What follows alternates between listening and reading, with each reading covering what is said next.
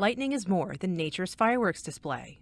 Research has shown that lightning is an excellent early warning indicator for approaching severe storms and the development of tornadoes. This data visualization shows actual lightning measurements captured by a remarkable array of ground-based lightning detectors, capable of tracing how lightning propagates through the atmosphere. From space, the intersection of lightning and its corresponding cloud fronts becomes clear. That's why, on the nation's new environmental satellite, called GOES-R, an advanced lightning mapper known as GLM will survey much of the Western Hemisphere for atmospheric flashes. According to GOES-R scientists, this technology could help provide critical minutes of valuable warning time in advance of approaching severe storms.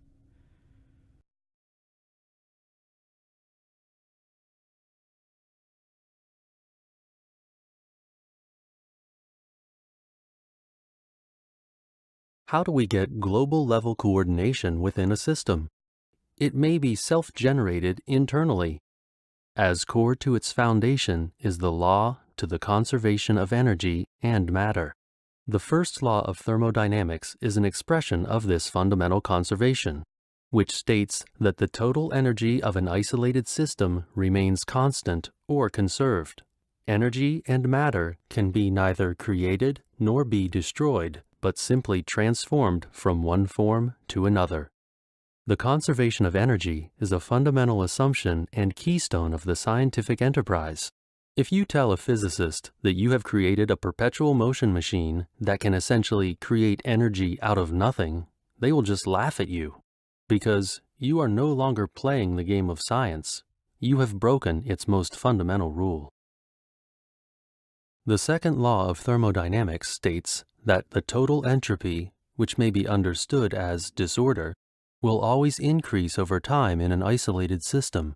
To understand where this comes from, we might think about how if we have some object heated, that the heat will always try to spread out to become evenly distributed within its environment. But the reverse never happens. Heat will not spontaneously reverse this process to become concentrated again.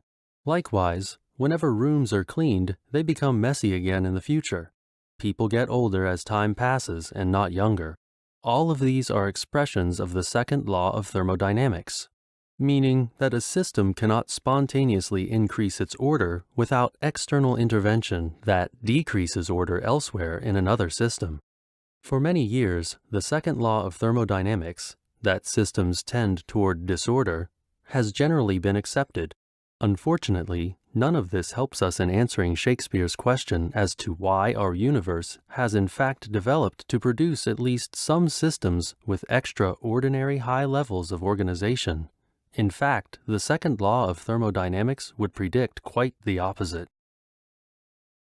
The term self-organizing was introduced to contemporary science in 1947 by the psychiatrist and engineer W. Ross Ashby. Self-organization as a word and concept was used by those associated with general systems theory in the 1960s, but did not become commonplace in the scientific literature until its adoption by physicists and researchers in the field of complex systems in the 1970s and 1980s.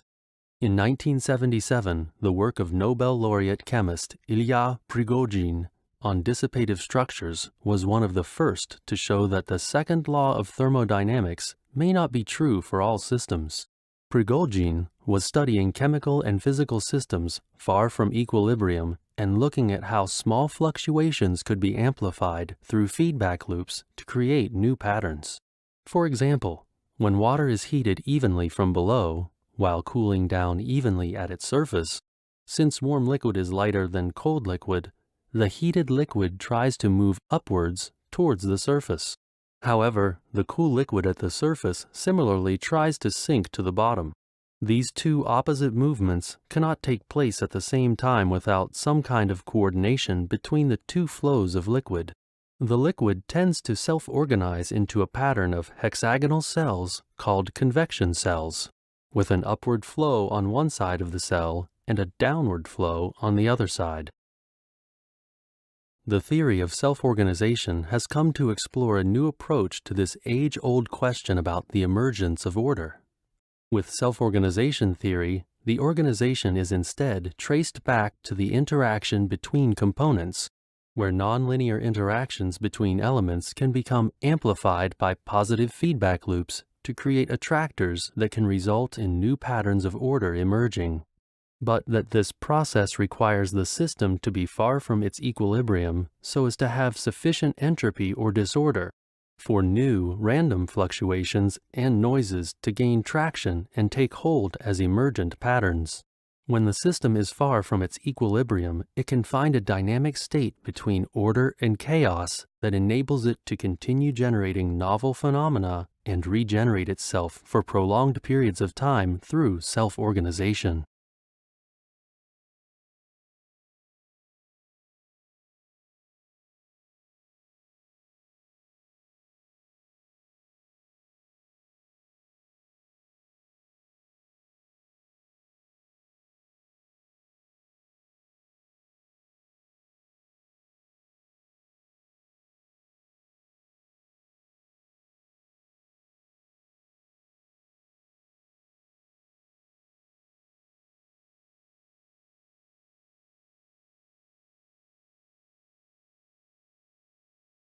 because it is only when there is a sufficiently high enough level of entropy and disorder within the system that a weak fluctuation can be amplified into a new pattern of order.